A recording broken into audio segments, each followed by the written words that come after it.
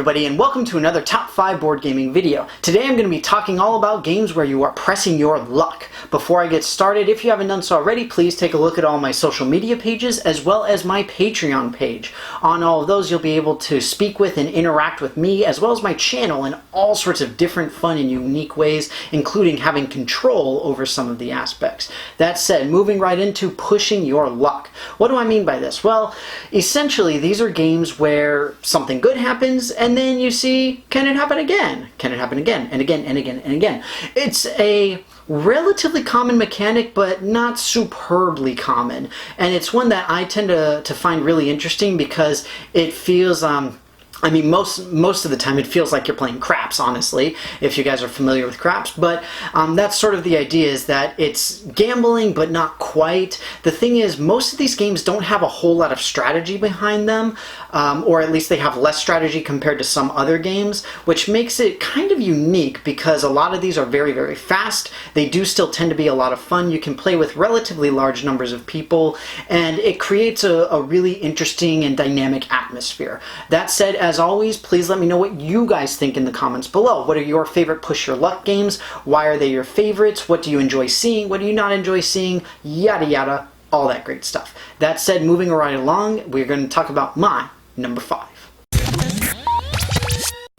At number 5, I've got Formula D. This is a little bit lower on the list because it's not expressly a press your luck game, but I find it to be a little bit because the way the game works is you're essentially shifting your car up and down through the gears, and as you're going, you're rolling dice to see how far you move. As you go to higher gears, you get bigger dice, so you can move potentially farther, but essentially as you go towards corners and all that kind of thing, you can potentially oversteer and crash. So that's really where this type of press your luck comes into play, because if you're really trying to catch up, then maybe you go into a higher gear when you probably shouldn't, and all of that kind of thing. So again, it creates an interesting dynamic at the table. Maybe not quite press your luck, but certainly it's a lot more strategic than some of the other games I'm going to be talking about. But expressly speaking, you can play it extremely safe and be very clear about where you're going to go, when you're going to do it, and you can still come out a winner on this one. And so that's why it's a little bit lower on the list, but either way, Formula D, my number 5. At number 4, I've got Zombie Dice, or Liar's Dice, or any number of games similar to this. Essentially, in Zombie Dice, the idea is that you're rolling them and you're trying to get delicious brains. However, at some point you might get shot with a shotgun, and it's very unpleasant. You also might lose out on your meals because they wander away. And that's effectively where pressing your luck comes into play, is that if you get, I believe it's 3 shotgun blasts, you're out of the round, and then you take and you count up however many brains you've got. So the more brains you get, the more points you get. But the thing is that you're pressing your luck that you're going to get blasted in the face with a giant gun. It's like, blah, no, because you're a zombie. That's how it works. It's really fun, very, very fast to play. I essentially just explained all of the rules to you in just that little bit. So it's a really neat, very cool little thing. Strategically, you do have a little bit going on because you have dice that have different numbers of each side, or of each symbol rather, but it's not that much, and that's really why this is lower on the list. But it's still a fun game. I do still really enjoy it. Zombie Dice, Liar's Dice, whatever you want to put it as, my number 4. At number 3, I've got the Grizzled. This is a relatively unique one for this particular list because it's a co-op game. Normally you don't see co-op games with this type of mechanic. The Grizzled behaves somewhat similarly to Dead of Winter, and that was the other one I was sort of debating for this spot, because in Dead of Winter as well as in the Grizzled, the idea is that you've got bad stuff coming at you, and in the case of the Grizzled, you're putting in a pile of bad stuff and hopefully everybody's going to be okay and will survive it. In the case of Dead of Winter, you've got something where you have to put X amount of a resource, so whether it's fuel or food or whatever, or medicine, so that you can stop something bad from happening. The reason that I picked the Grizzled is it's much more focused on that particular mechanic compared to Dead of Winter. And it's kind of a neat theme that's a World War I trench warfare type theme. Again, very, very fast to play. It plays in, I believe it's about a half hour, 2 to 5 people, so it's fun, it's quick, it's collective strategy. There's a lot of good table talk with it, a lot of fun interaction. So it's just a good game overall, but it could bump up the strategy a little bit to be higher up on the list. The Grizzled, my number 3.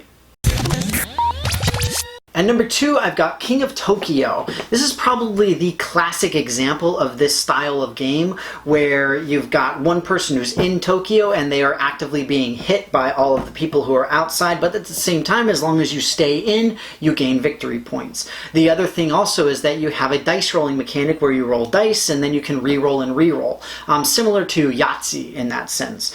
But a very classic example, in this case, you have 2 press your luck mechanics where how long are you going to stay in Tokyo and how are you going to roll and re-roll your dice. The base game itself is not exceedingly strategic, but if you add the powering up expansion, or better yet, if you play the alternative version of this, King of New York, really great strategic decision making. I use King of Tokyo for this particular list because it has more emphasis on those particular mechanics compared to King of New York. I do generally prefer the gameplay of the New York version, but King of Tokyo with the powering up expansion does a wonderful job of adding a good amount of strategic interest and intrigue, while at the same time really maintaining that press your luck style of gameplay, and I absolutely love it. King of Tokyo, my number 2. And number 1, I've got Celestia. In this game, you have a bunch of players on an airship and you're going through a bunch of different cities. Everybody takes a turn being the captain, and you have some sort of obstacle that you're trying to overcome. The unique aspect with this game is, unlike the Grizzled, only the captain is trying to overcome the particular obstacle, and everybody else is essentially saying like, okay, do you have the cards? And like, maybe you do, maybe you don't, I don't know. And they can jump off and get some cool stuff if they decide to do that.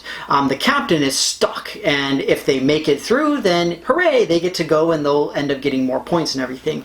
I love this game primarily for the table dynamic that it creates, at least with my personal gaming group. We all really adore this game. It has a wonderful art to it. It's got a great aesthetic. It's not quite steampunkish, but it's a little bit cartoony, but not to the extent that it seems childish. And it has a surprising amount of strategic depth in terms of being able to play special cards. There are a few promos that you can get for it as well. I also have the expansion for it that adds more specialty cards that you can utilize, like jetpacks to fly around and all of these kinds of things. It's really, really cool. It's a very fun, unique experience, and there's hidden information. There's some great press your luck and sort of reading people and figuring out what your other opponents are doing. Lots and lots of great mechanics in this little game. Again, very fast, plays 2 to 6 people. Tons of fun. Celestia, my number 1. Well, folks, that's going to be it for me. I hope you enjoyed this little video on my top 5 favorite press your luck games. Again, this mechanic in general, I feel is kind of underutilized.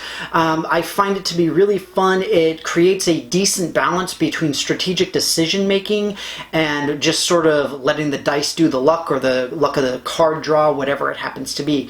And I find that to be very intriguing because I do love pure strategy, but I don't like pure luck. But having a mix of the two just increases the replayability aspect for me personally, and it makes them a lot more fun for me. But once again, as always, I would love to hear what you guys have to say.